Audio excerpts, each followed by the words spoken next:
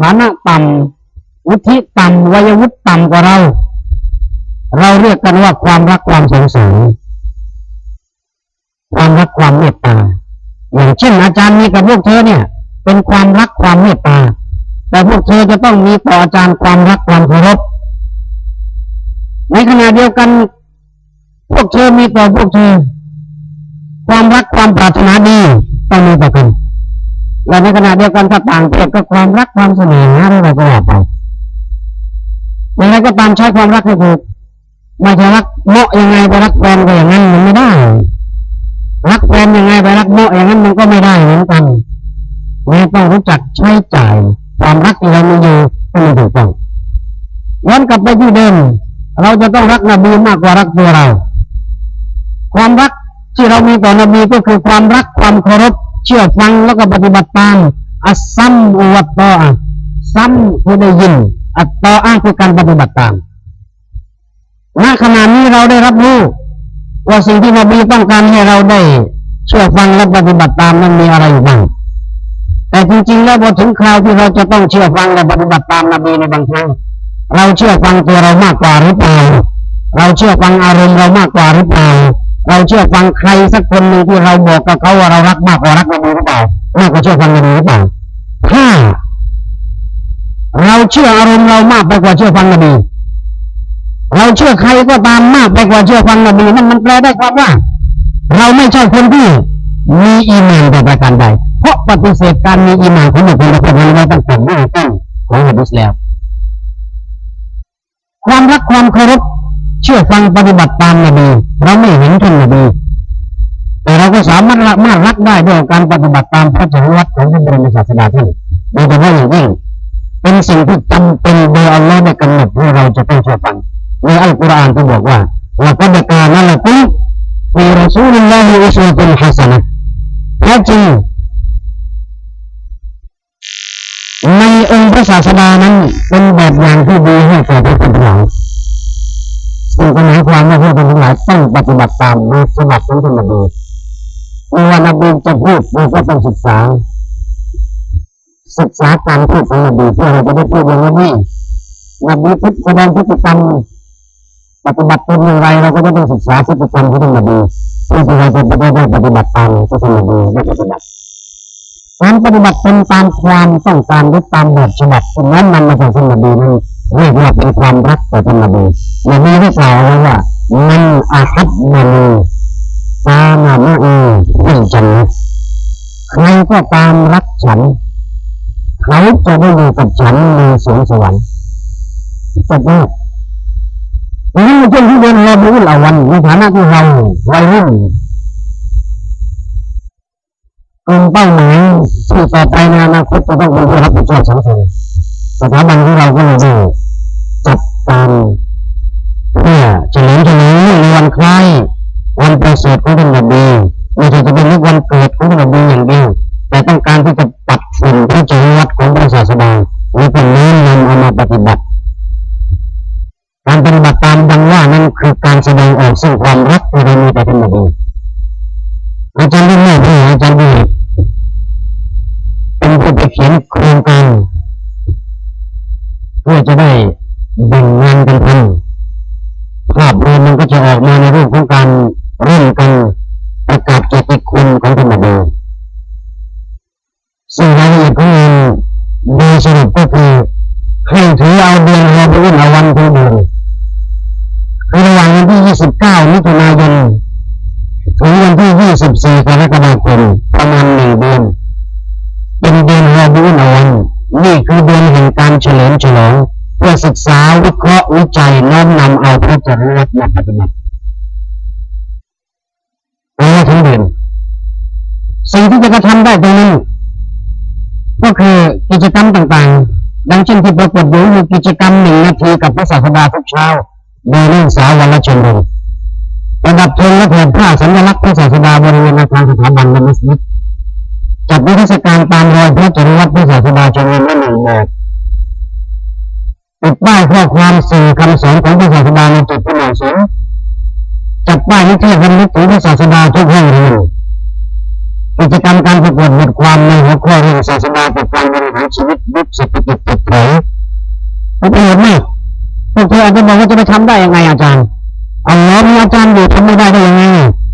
ทำไม่ได้ก็ถามอาจารย์ที่ปรึกษาศาสดากับการบริหารชีวิตยุคเศรษฐกิจถดถอยไม่ใช่ศาสดาสอนเราละหมาดอย่างเดียวเรื่องของเศรษฐกิจศาสดาได้วางรากฐานเศรษฐกิจอย่างไรและกับภาวะวิกฤตซึ่งเกิดขึ้นเหมือนกันในสมัยของพระบรมศาสดาท่านจะจัดการกับสภาวะเศรษฐกิจถดถอยอย่างไรนี่คือกิจกรรมที่เราจะร้อยเรียงหรือประพันธ์กันเพื่อการแข่งขันดังนั้นแต่ละชั้นเรียนจะต้องดูหัวข้อนี้แต่ละชมรมดูหัวข้อนี้ศาสดากับการบริหารชีวิตยุคเศรษฐกิจถดถอยนักศึกษาครับเดี๋ยวรายละเอียดต่างๆเหล่านี้ผู้ที่เกี่ยวข้องจะต้องจัดการให้มันเป็นรูปธรรมเป็นใครบ้างอาจารย์จะได้บอกเราจริงๆประกาศไว้แล้วแต่วันนี้ต้องการจะพูดกันในเรื่องกำหนดวันจัดงานคือวันจันทร์หน้าที่จะนำเอาสิ่งต่างๆเหล่านี้หลังจากคัดแล้วมาแสดงหน้าเวทีเป็นวันจันทร์ที่12ของเดือนรอบิอุลอัวลตรงกับวันเกิดของพระศาสดาจริงๆที่เป็นวันจันทร์ที่12เดือนรอบิอุลอัวลปีนี้วันจันทร์ที่12รอบิอุลอัวลเหมือนกันนักศึกษาจะสงสัยไม่ตรงดีมันอย่างนี้นี่เองวันที่กับวันนี้มันไม่ตรงกันเสมอไปนะเข้าใจไหมวันที่กับวันนั้นน่ะมันไม่ตรงกันเสมอไปวันที่วันจันทร์ที่12เดือนรอบิอุลอัวลหลายปีจะเจอกันอย่างนี้ทีนึงที่จะมีก็คือวันที่12เดือนรอบิอุลอัวลวันจันทร์ที่14เดือนรอบิอุลอัวลมันจะไม่ตรงกันอย่างนี้วันจันทร์ที่12ของเดือนรอบิอุลอัวลดังนั้นในปีนี้เป็นปีพิเศษกับสภาพทางเศรษฐกิจเราจะเห็นถึงวิสัยทัศน์ของผู้ที่จัดการเกี่ยวกับเรื่องนี้ได้นำเอาบทความที่ต้องการที่จะให้เราประพันธ์กับการประกวดนี้ก็คือศาสดากับการบริหารชีวิตยุคเศรษฐกิจถดถอยอาจารย์เป็นประธานมาลิกกลางด้วยดังนั้นมาลิกกลางมันจะเป็นยังไงนะครับจริงๆแล้วเรานำเรื่องอะไรที่มันจะเกิดตรงนี้มันเกิดที่เราไม่รู้นี่ก่อนผมแปลได้ความว่าตรงโน้นมันเป็นผลที่ได้จากการทดสอบซึ่งในนามที่สุดพลานิสงส์ที่เราจะรับในวงกว้างนั้นเกิดขึ้นจากของเราแน่นอนงั้นเดี๋ยวเราไปดูว่าผู้ที่รับผิดชอบตรงนี้เป็นใครเรื่องนี้เป็นกิจกรรมดังได้กล่าวนั้นแล้วก็มีการรณรงค์รักษาความสะอาดและอนุรักษ์สิ่งแวดล้อมบริเวณอาคารสถาบันและมัสยิดเพื่อสนองตอบพระบัญชาของพระศาสดาแล้วก็จัดทำจุลสารหรือแผ่นพับนักศึกษาฟังแล้วอาจจะมองว่าโอ้โหมากมายกายกองอย่างนี้ใครจะไปทำไหว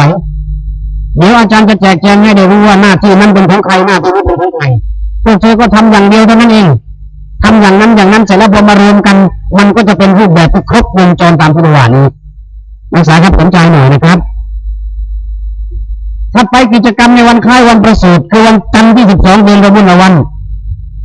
วันนั้นนะครับจะมีการจัดการแข่งขันเกมกลางแจ้งเชื่อมความสัมพันธ์ระหว่างชมรมจัดบทแสดงผลการประกวดบทความนะครับผลการประกวดเราประกวดกันก่อนแล้วบทความภายใต้หัวข้อเรื่องดังกล่าวแต่บทความที่รับรางวัลดีเด่นนั้นจะถูกนำมาจัดเป็นบทแล้วก็มีการมอบเกียรติบัตรแก่ผู้ชนะการประกวดบทความและชมรมผู้ชนะคะแนนรวมการแข่งขันเกม3 อันดับจะมีเกียรติบัตรมอบให้แก่ผู้ที่ได้รับรางวัลชนะเลิศในด้านการแข่งขันบทความตรงนี้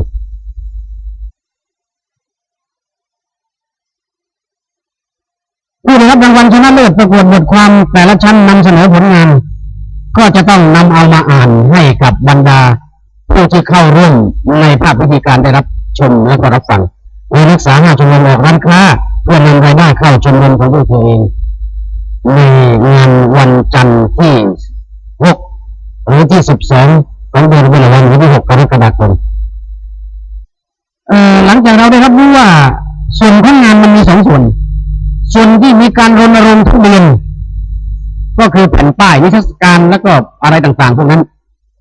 ส่วนที่จะเจาะจงในวันที่12ของเดือนรอบิอุลอัวลก็คือภาควิชาการต่อไปนี้เราก็ดูนอกจากเธอจะได้รู้ว่างานที่เราควรทำและต้องทำมีอะไรบ้างแล้วนะครับยังได้รับรู้ถึงวิธีการทำงานในภาพรวมการบริหารการจัดการที่นี้อาจารย์นี่เป็นคำสั่งที่อาจารย์เป็นคนลงนามคำสั่งก็แปลว่าทุกคนต้องปฏิบัติตามนี้จะสังเกตเห็นได้ว่าเป็นการแบ่งงานกันไม่ได้แย่งกันวันนี้สังคมเราชอบแย่งกันแล้วในที่สุดไม่มีใครได้แต่ถ้าหาว่าแบ่งกันแล้วจะได้ทุกคนนี่ก็เป็นเคล็ดลับของวาทศาสตร์อันหนึ่งเหมือนกัน งโมลูกนึงไม่ฝานแบ่งกันให้แย่งกันไม่ได้กินกันสักคนหนึ่งเละหมดเลยแต่ถ้าฝานแบ่งแล้วจะมีสิทธิ์ได้รับประทานแตงโมลูกนั้นไม่ช้ำเลยแต่อาจจะได้จำนวนน้อยและที่สำคัญก็คือได้ไม่กันทุกคนตำแหน่งต่างๆส่วนใหญ่เขาจะแย่งกันในท้ายที่สุดคนตลกไม่มีใครได้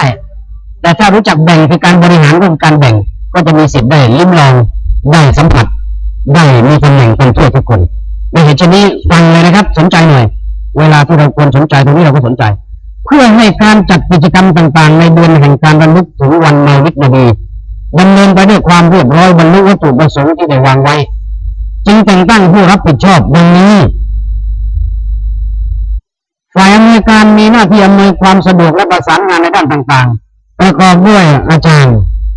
และคณาจารย์สถาบันทุกๆคนอำนวยการงานทั้งระบบแปลว่าพวกเธอมีปัญหาถามข้อ 2 เลขานุการมีหน้าที่บันทึกการประชุมออกหนังสือต่างๆและรวบรวมเอกสารการดำเนินงานทั้งหมดเสนออธิการเพื่อเป็นแนวทางในการปรับปรุงพัฒนางานในครั้งต่อไป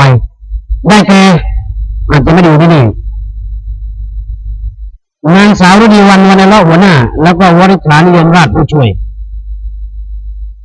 ทุกคนมีชื่อทั้ง3เหรัญยิกมีหน้าที่จัดทำบัญชีรับจ่ายและหลักฐานทุกรายการได้แก่นางสาวสกุลตลาสันติปาตีกับนางสาววาสนามุฮัมมัดเป็นผู้ช่วยรับรู้รับทราบแล้วก็จะต้องเคลื่อนไหวความรับผิดชอบของตัวเองมีหน้าที่จัดทำบัญชีรับจ่ายหลักฐานทุกรายการต่อไปฝ่ายพิธีการและกำกับเวทีพิธีการและกำกับเวทีมีหน้าที่ประสานงานกับรายการให้เป็นไปตามกำหนดการจัดทำเอกสารการกล่าวรายงานกล่าวตอบจริงๆแล้วการจัดงานทุกงานเนี่ยไม่ว่าจะเป็นงานระดับไหนๆก็ตามประธานในพิธีประธานจัดงานเขาไม่พูดกันเองจะมีคณะกรรมการที่รับการแต่งตั้งอยู่ก่อนแล้วเป็นผู้เขียนคำกล่าวรายงานให้แก่ประธานจัดงานเป็นผู้เขียนคำกล่าวตอบให้แก่ประธานในพิธีนี่คือระบบที่เป็นสากลไม่ใช่ขึ้นไปพูดกันไม่รู้เรื่องประธานในพิธีเล่าไม่ต้องชั่วโมงนึงเห็นไหมครับที่เราเห็นกันอยู่อ่ะประธานในพิธีเขาเชิญไปเป็นประธานในพิธีผู้กล่าวรายงานกล่าวกระโดดเหมือนรถขับอยู่ในร่องกุกกักแล้วประธานในพิธีก็เล่นไปอีก1 ชั่วโมงมันไม่ใช่หารกันแล้วไม่ควรจะเกินคนละ10 นาทีเท่านั้นเองเป็นอันว่าจบการกล่าวรายงานของประธานจัดงานและก็ประธานในพิธีนี่คือเรื่องที่เป็นสากลเชิญกาเฟตมาตั้งแยะให้เขามองให้เขามองมุสลิมแหละแก้ได้ไงมันต้องให้ดูดีมีคนไปเสิร์ฟมีคนไปส่งคำกล่าวรายงานให้แก่ประธานจัดงานมีคนไปส่งคำกล่าวรายงานให้แก่ประธานในพิธีต้องเป็นอย่างนั้นมีงานพวกเราไม่ได้เรื่องไม่เป็นสากลต้องเป็นอย่างนั้นและจะเห็นศักยภาพในการทำงานตกลงผู้ที่มีความรับผิดชอบในส่วนตรงนั้นนะครับพิธีการและกำกับเวทีมีหน้าที่ประสานงานกำกับรายการให้เป็นไปตามกำหนดการจัดทำเอกสารการกล่าวรายงานกล่าวตอบจัดผู้อัญเชิญอัลกุรอานและปฏิบัติงานร่วมกับฝ่ายเกียรติบัตรและพิธีกรได้แก่ใครบ้างเรืองเนตร รมลีหัวหน้าศักดาโซเฮงผู้ช่วย2 คนนี้ต้องทำงานทั้งหมดเมื่อกี้นี้เขียนคำกล่าวรายงานเขียนคำกล่าวตอบของประธานในพิธีจัดผู้อัญเชิญพระมหาคัมภีร์อัลกุรอานดังนั้นอยู่ในความรับผิดชอบนะครับเสร็จแล้วพองานเกิดขึ้นปั๊บเนี่ยความรับผิดชอบของใครย่อนยานพบชัดเจนไหมครับว่าทำให้งานทั้งหมดพังทลายหมดเลยเพียงแค่ความรับผิดชอบของใครคนหนึ่งที่ไม่ดูแลรับผิดชอบงานในหน้าที่ของตนใช่ไหมครับดังนั้นมันจะจูนกันอย่างมีศักยภาพหมดเลยไม่ใช่ครับเข้าใจดีแล้วเหรอใจเย็นเดี๋ยวคุยกันมาตั้งเยอะแล้วเดี๋ยวพิธีกรต่อไปพิธีกรมีหน้าที่ประชาสัมพันธ์ควบคุมกำกับเวทีและดำเนินรายการตามกำหนดพิธีกรได้แก่พงศิริฮารุนกับสุริยะคุดดำบุคคล2 คนนี้ก็ต้องเก็บข้อมูลไว้เพื่อที่จะได้ไปเป็นพิธีกรไม่จะขึ้นไปเงอะงะมันต้องรู้ว่าเรื่องราวมันเป็นยังไงโดยไม่ต้องมีเอกสารที่เขารู้ได้แล้วอย่างอาจารย์ที่พูดอยู่นี่อาจารย์สุขงอมกับเรื่องนี้แล้วไม่ใช่หมายความว่าเอามาอ่านแล้วก็อธิบายได้เลยนะอาจารย์อ่านมาแล้วไม่รู้กี่รอบนี่เนี่ยจนกว่าจะมาพูดให้เธอร้อยเรียงให้เธอได้ฟังอย่างเป็นระบบตรงนี้นั้นพวกเธอต้องรับข้อมูลไว้เลยมีหน้าที่อยู่ตรงนั้น ไปผลักดันเอามาให้ได้คนอื่นเขาเตรียมไว้แล้วเราต้องไปจัดการเอามาฝ่ายประชาสัมพันธ์มีหน้าที่ประชาสัมพันธ์ในรูปแบบต่างๆเช่นแผ่นผ้าแผ่นป้ายจดหมายประชาสัมพันธ์เสียงตามสายและกิจกรรมหน้าเสาธงมีใครบ้างครับรัชกาลีพลีขันธ์นิพนธ์หวังสะและแล้วก็บุรวิทย์ศรีจันทร์3 คนต้องดูแลเรื่องนี้ฝ่ายเกียรติบัตรมีบัตรแผ่นใหญ่ๆเหมือนประกาศนียบัตรเขาเรียกเกียรติบัตรจะมอบให้แก่นักเรียนที่ได้รับเกียรติสูงสุดไม่ว่าจะในแง่ของการประกวดบทความหรือแข่งกีฬาหรืออะไรก็แล้วแต่ที่เป็นเกมคนที่รับชัยชนะก็จะได้รับเกียรติบัตรฝ่ายที่จัดทำเกี่ยวกับเรื่องเกียรติบัตรนั้นมีหน้าที่ประสานงานขอรายชื่อผู้ชนะการประกวดและแข่งขันเกมเพื่อเขียนเกียรติบัตรและทะเบียนผู้รับเกียรติบัตรจัดลำดับการรับกี่คนที่จะรับจากเกมต่างๆใครจะรับก่อนรับหลังจะต้องจัดลำดับให้เรียบร้อยแล้วก็ไปประสานงานกับฝ่ายเวทีและพิธีกรและจัดผู้ถือพานมอบสิ่งของต่างๆบนเวทีมอบอะไรครับมอบเกียรติบัตรพร้อมที่จะให้ประธานในพิธีเป็นผู้แจกอันนี้เป็นหน้าที่ของฝ่ายจัดการในเรื่องของเกียรติบัตรมีใครบ้างครับคณิษฐาอาดัมกับอนันต์โตมิและนิสราวงศ์สวรรค์3 คนไปดูแลให้ดีนะครับเราไม่มีเวลาที่จะเรียนรู้กันบ่อยครั้งนะเพราะว่าเราได้จัดการเพื่อให้เกิดการเรียนรู้ในลักษณะของการทำงานอย่างนี้หลายครั้งแล้วดังนั้นครั้งนี้น่าจะได้ดูดีไปกว่าทุกครั้งและอาจารย์ก็ได้สัมผัสกันตั้งแต่วันนี้ต่อไปแผนกที่ 8ฝ่ายฉากเวทีและตกแต่งสถานที่มีหน้าที่จัดฉากเวทีกำกับรูปแบบการจัดสถานที่โต๊ะรับแขกรวมทั้งประดับตกแต่งให้สวยงามและประสานงานร่วมกับฝ่ายสถานที่ได้แก่จุลดิษฐ์สุรินทร์อาหารมารุตบินสมะอารยาลาติฟีและก็วรรณาสมานวงศ์นั่นคือหน้าที่ที่ต้องรับผิดชอบนักเรียนครับสนใจหน่อยครับอาจารย์ไม่ได้คุยกับเธอตลอดไปเลยนี่พวกเธอคุยเนี่ยอาจารย์เห็นหมดเลยเนี่ยอย่างแม่บ้านอาจารย์พูดหลายครั้งแล้วข้อ 9ฝ่ายกิจกรรมบนเวทีมีหน้าที่ประสานงานกับฝ่ายเกียรติบัตรฝ่ายพิธีการกำกับเวทีและพิธีกรรวมทั้งการฝึกซ้อมกำหนดรูปแบบและควบคุมกิจการขับลำนำแห่งโรบิตี้ให้ดำเนินไปตามกำหนดการได้แก่อาจารย์อุมัยมาภูเตะและคณะผู้ขับลำนำทุกคนข้อ 10ฝ่ายบันทึกภาพและวิดีทัศน์ตลอดการจัดงานระลึกงานเมาลิดินนบีทุกจุดของกิจกรรมได้แก่อาจารย์สุรศิษฐ์วริมานบก.เรานะครับนายมนตรีโตเถื่อนผู้ช่วยและก็สุรัตน์อาลีอุสมานผู้ช่วย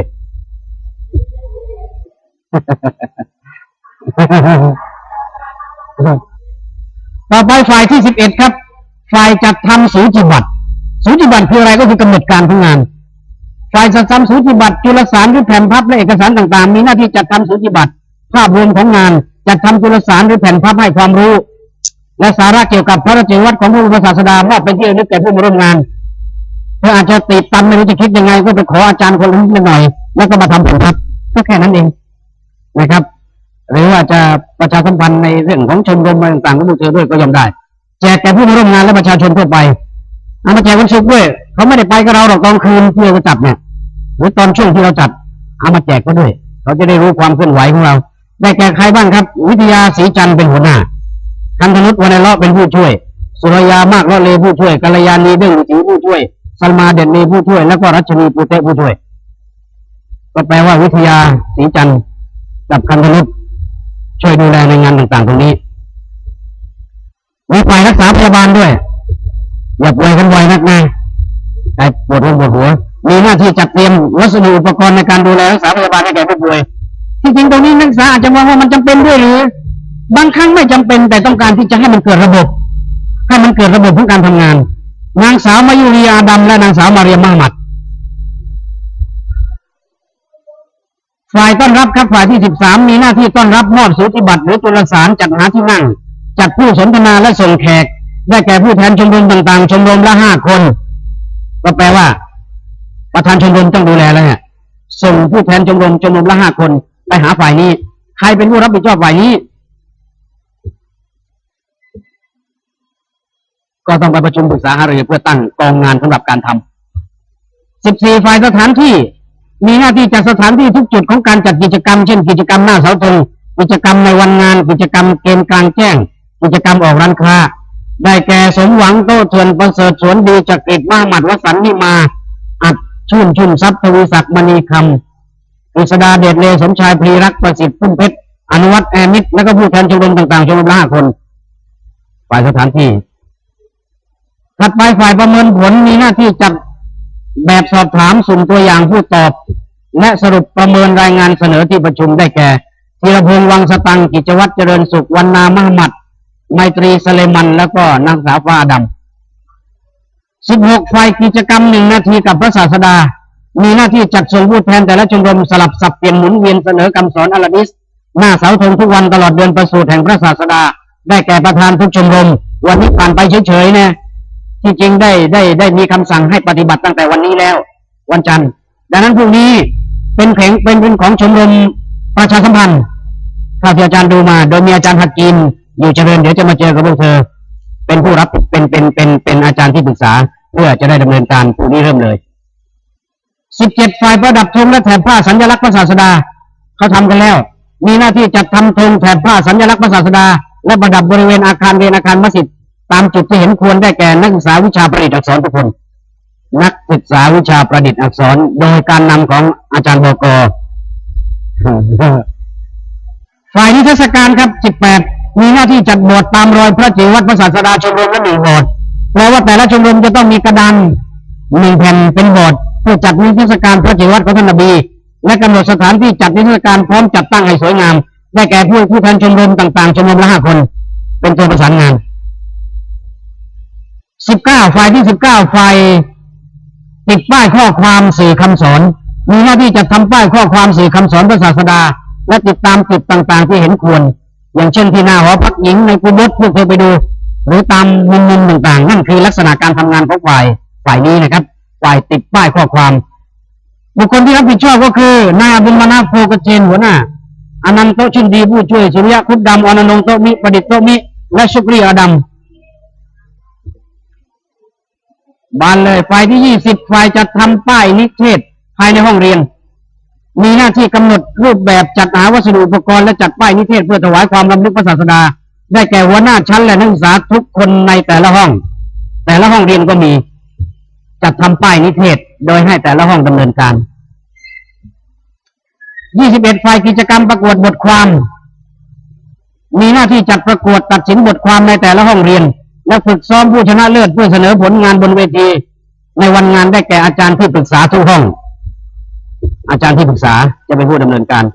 22ฝ่ายรณรงค์รักษาความสะอาดและอนุรักษ์สิ่งแวดล้อมมีหน้าที่แบ่งเขตและผู้รับผิดชอบดูแลรณรงค์รักษาความสะอาดและอนุรักษ์สิ่งแวดล้อมได้แก่ประธานชมรมภายใต้การกำกับดูแลของอาจารย์ที่ปรึกษาแต่ละชมรม23ฝ่ายจัดการแข่งขันเกมกลางแจ้งมีหน้าที่กำหนดรูปแบบของเกมจัดหาวัสดุอุปกรณ์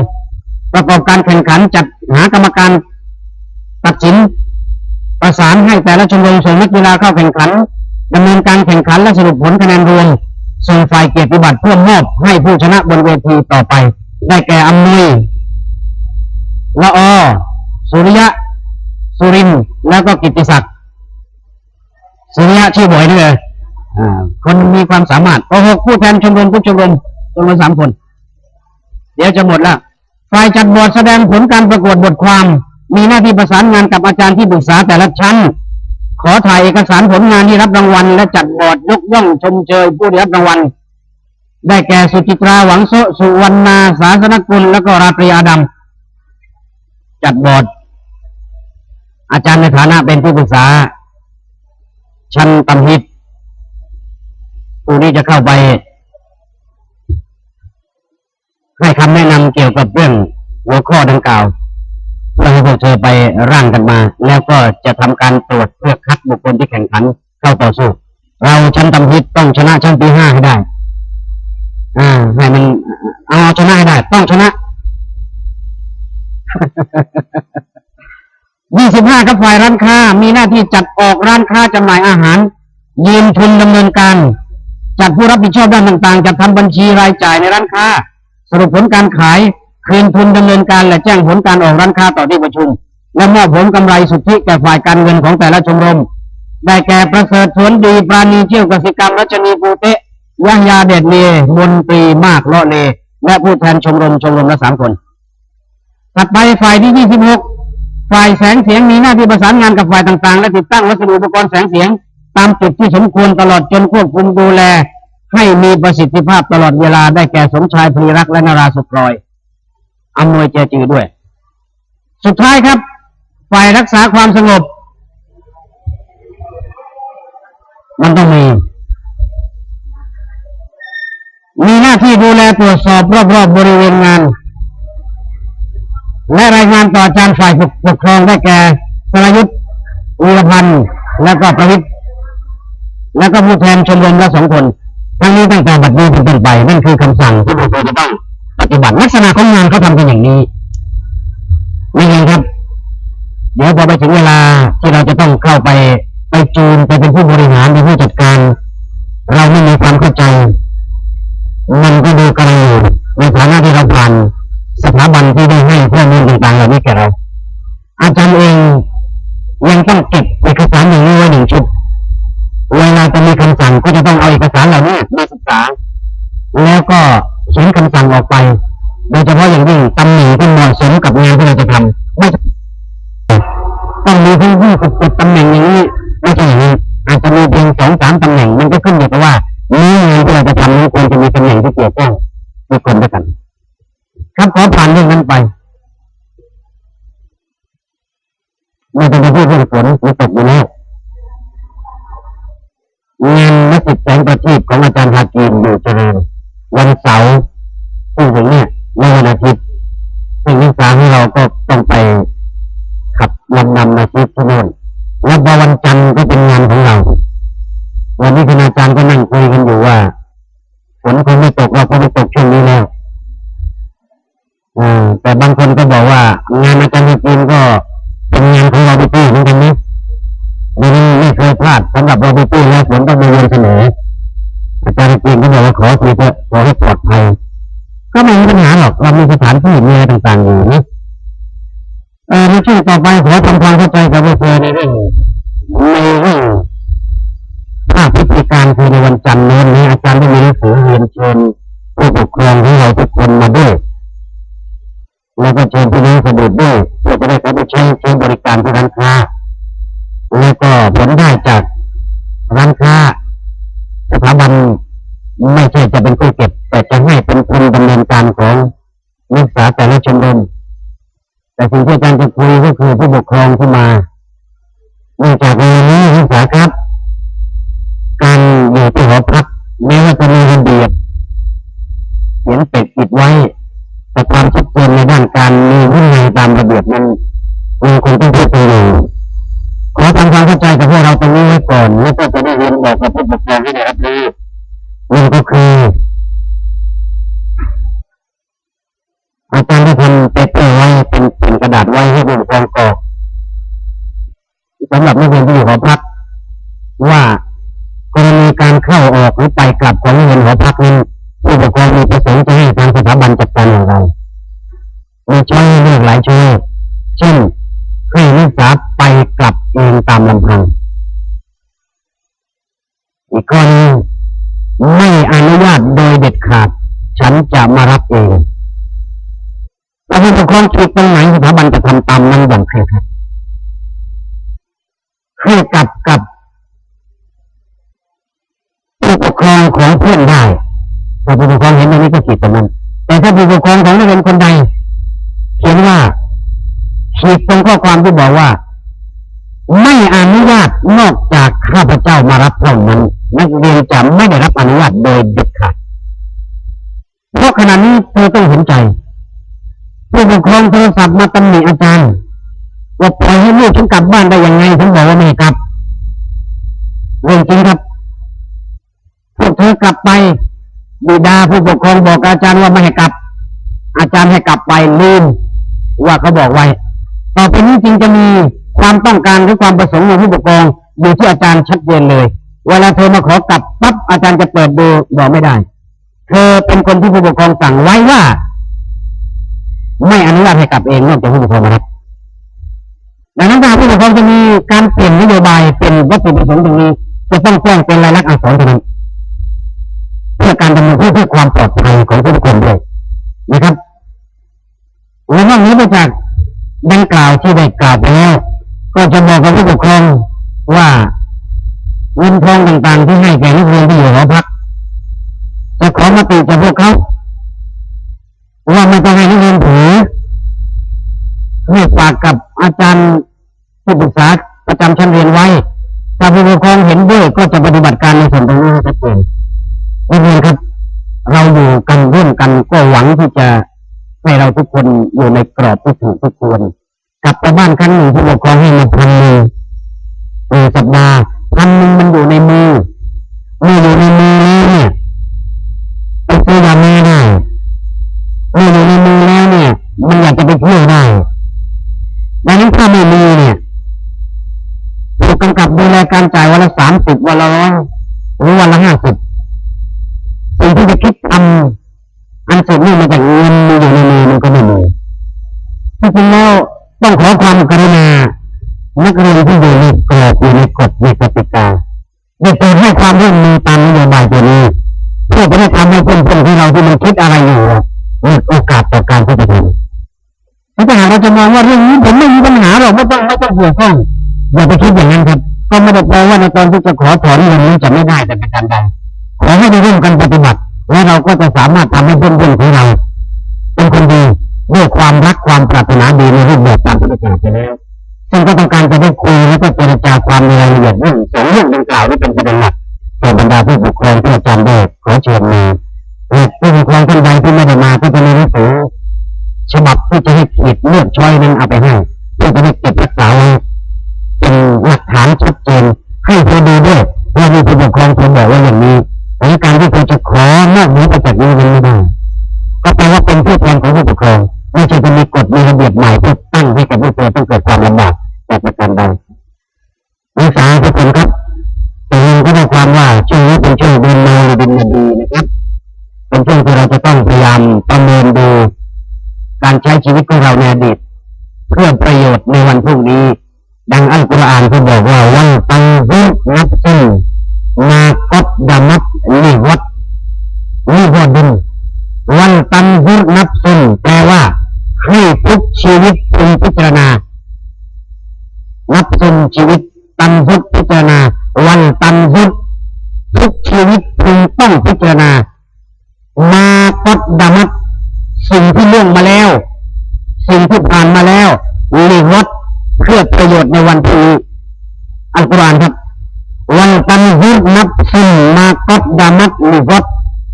ทุกชีวิตพึงจะต้องพิจารณาวันวานเพื่อวันพรุ่งพิจารณาอดีตเพื่อวันพรุ่งนี้นั่นก็คือการวัดการประเมินการใช้ชีวิตของเราในอดีตที่ผ่านมาเพื่อนำมาพัฒนาปรับปรุงแก้ไขให้ดูดีในอนาคตดังนั้นในช่วงของเดือนรอบิอุลอัวลเป็นช่วงที่เราจะต้องพิจารณาอดีตเพื่อพัฒนาชีวิตของเราให้ดีในอนาคตเป็นสิ่งเดียวเท่านั้นที่จะสร้างสรรค์ประโยชน์และรังสรรค์ประโยชน์ให้เกิดขึ้นแก่เราในโอกาสเฉลิมฉลองนึกถึงวันคล้ายวันประสูติของพระศาสดาแต่เป็นอาจารย์ไม่ชอบใช้เลยครับอาจารย์ไม่ชอบใช้คำว่าพระอะไรพวกนี้มาลิดินนบีก็เรียกว่ามาลิดินนบีไม่อยากจะเรียกว่าการงานประกาศเกียรติคุณไม่ใช่เรียกไม่เป็นแต่ว่าน่าจะเรียกศัพท์ธรรมะของเราที่มีอยู่แล้วจัดงานวันมาลิดินนบีวันคล้ายวันประสูติของพระบรมศาสดาเล็กเกินไปผู้ใดเห็นเพราะคนที่ใช้บรมกันหลายคนไม่ได้โตเท่าไหร่เรื่องอะไรก็ต้องไปใช้ถ้ามีศัพท์ใหญ่กว่านั้นคือใหญ่ที่สุดพระศาสดานบีมุฮัมมัดสูงนบีเรียกรอซูลไม่ต้องไปเรียกอย่างความรู้สึกที่ชอบแต่ว่ามันเป็นแนวคิดที่สวนกระแสก็ยังเห็นอย่างนี้อยู่เลยโดยอย่างงานเมาลิดกลางเนี่ยมันกลัวกันจนเละนี่เองครับเมาลิดมันบอกว่าเปลี่ยนเถอะมอสระเอาเมาเลยอย่าไปเขียนเลยเพราะนั่นมันแปลว่าเมาแล้วมีลิตรอยู่ด้วยแปลว่าเมาทีละลิตรมันก็เลยให้เปลี่ยนกันมาเขียนมอสระวอแหวนเมาแล้วก็ลออิดอลิต มันไม่ใช่เรื่องที่เราจะต้องไปเกิดความรู้สึกว่ามันเป็นเหมือนเขาเราควรจะทำให้เขาเหมือนเราใช่เปล่าครับก็มันเมาลิดมีนเยาลามดานเมาลิดฟาร์โดอีนก็มานั่งยุ่งกันอีกแล้วต้องเขียนอีนไงออ่างไม่หันอากาศยอยักษ์แล้วก็นอหนูกระรำไปให้คนเขาอ่านเขาไม่อ่านอังหรอกครับเขาอ่านฟาร์โดอังภาษาไทยเนี่ยเป็นอย่างนี้นอกจากภาษาบาลีอแม่กาดยอยักษ์นอนหนูแล้วก็จุดข้างล่างถึงจะอ่านไอซึ่งก็ไม่ใช่ภาษาไทยไม่รู้หวาดกลัวอะไรกันต้องทับศัพท์ไปเลยทับศัพท์ก็ดูไอ้นั้นก็อินไม่ต้องไปไอเมาลิดก็คือเมาลิดว่าไปตรงๆเมาเอาเมารออีบลิดใครจะไปว่าเมาอุลลิดหรือแม้แต่กระทั่งฮาลันสำนักงานฮาลันของสำนักจุฬาราชมนตรีไอ้พวกที่มันวนเลยมันชอบที่จะพานเกกาเกเรมันก็บอกว่าสำนักงาน5 ล้านแล้วว่าถ้าจะไปขอใครจะมาขอประทับตา5 ล้านก็5 ล้านมันจะเป็นจริงไม่จริงอาจารย์ไม่รู้เลยแต่ว่าเราอยู่ที่นั่นไม่รู้มันเป็นอย่างนี้แต่ว่าไอ้คนที่มันไม่ปรารถนาดีมันก็พยายามที่จะล้อเลียนไปในทางที่ทำให้ดูเสียหายครับก็ต้องขอให้นักเรียนทุกคนได้มีสำนึกและถือว่างานที่ได้ประกาศเป็นนโยบายที่เป็นคำสั่งออกมาทุกคนจะต้องมีส่วนรับผิดชอบและก็อนุญาตให้นักเรียนที่เกี่ยวข้องทุกชั้นเรียนทุกชมรมนับตั้งแต่วันพรุ่งนี้เป็นต้นไปสามารถที่จะเขียนรายชื่อขอร่วมประชุมหรือพักการเรียนเป็นคาบไปได้เนี่ยเพื่อจะได้มีการเตรียมงานเข้าใจไหมครับอย่างเช่นฝ่ายเลขาต้องการจะขอหยุดในคาบที่3ของวันนี้มีรายชื่อต่อไปนี้อาจารย์จะอนุญาตเพื่อจะได้ไปประชุมปรึกษาหารือกันเพราะมีเวลาเหลืออีกเพียงไม่กี่วันสิ่งที่พวกเธอจะได้จากงานที่เราได้เจิมกันขึ้นมานี้ก็คือวิสัยทัศน์ด้านการจัดการในเรื่องของการจัดงานและสิ่งที่สำคัญที่สุดก็คือการระลึกถึงท่านนบีมุฮัมมัดศ็อลลัลลอฮุอะลัยฮิวะซัลลัมบุคคลที่เราจะต้องรักมากกว่ารักชีวิตของเราปฏิเสธเป็นอื่นไม่ได้กำกวมเพียงเล็กน้อยก็ไม่ได้นี่ก็คือหลักการยึดมั่นหลักการยึดติดกฎของเราในฐานะผู้เป็นมุสลิมขอความรักความเอ็นดูเมตตาจากอัลลอฮฺซุบฮานะฮูวะตะอาลาท่านจงประสบแด่นักเรียนนักศึกษาที่รักทุกคนครับอัสสลามุอะลัยกุมวะเราะห์มะตุล